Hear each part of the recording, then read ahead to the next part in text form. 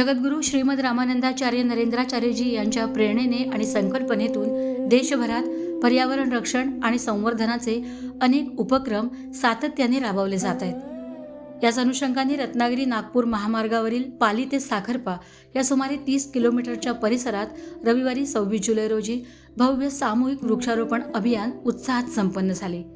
या अभियानाचा शुभारंभ महाराष्ट्राचे उद्योगमंत्री तथा रत्नागिरी जिल्ह्याचे पालकमंत्री आदरणीय उदयजी सामंत यांच्या हस्ते श्री क्षेत्र नाणीज येथे वृक्षारोपण करून झाला।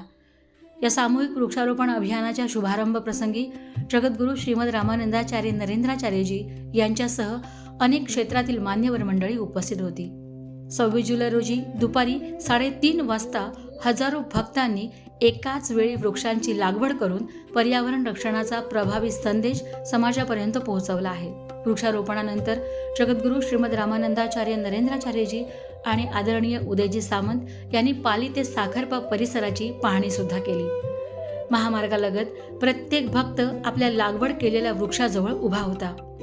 रत्नागिरी नागपूर महामार्गाच्या रुंदीकरणाच्या कामादरम्यान मोठ्या प्रमाणात वृक्षतोड झाल्याने महामार्गावरील नैसर्गिक हिरवाई आणि सावली कमी झाली आहे। ही उणीव भरून काढण्यासाठी आणि भविष्यात सर्वांना सावली, शुद्ध वातावरण मिळावे आणि पर्यावरणाचा समतोलही साधावा या उद्देशाने जगद्गुरू नरेंद्राचार्य संस्थानातर्फे विशेष नियोजन करण्यात आले होते। या अभियानासाठी तामिळनाडूतून सुमारे 10 ते 12 फूट उंचीची विकसित रोपं आणण्यात आली असून त्यामध्ये आंबा, जांभूळ, वड, पिंपळ आणि कदंब यासारख्या देशी सावली देणाऱ्या वृक्षांचा समावेश आहे। अशा विकसित रोपांची लागवड केल्यामुळे त्यांचे संवर्धन सुलभ होणार असून अल्पावधीतच महामार्गालगतचा परिसर पुन्हा हिरवागार होण्यास नक्कीच मदत होईल। जगद्गुरू श्रीमद रामानंदाचार्य नरेंद्राचार्यजी यांच्या प्रेरणेतून प्रत्येक भक्त एक वृक्ष या अभियानांतर्गत 5 जुलै ते 19 जुलै 2026 या 15 दिवसांच्या कालावधीत देशभरात तब्बल 6,18,000हून अधिक वृक्षांची विक्रमी लागवड करण्यात आली आहे।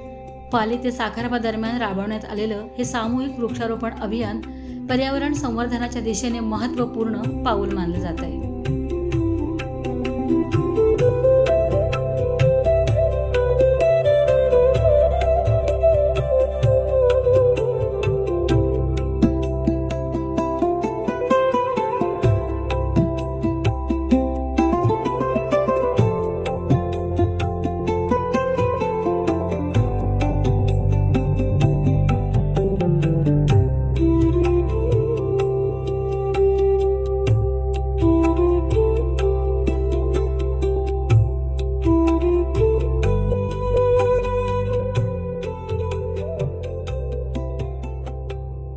टाइम्स डिजिटलला लाईक करा, शेअर करा, सबस्क्राईब करा आणि बेल आयकॉन दाबायला विसरू नका। Times digital.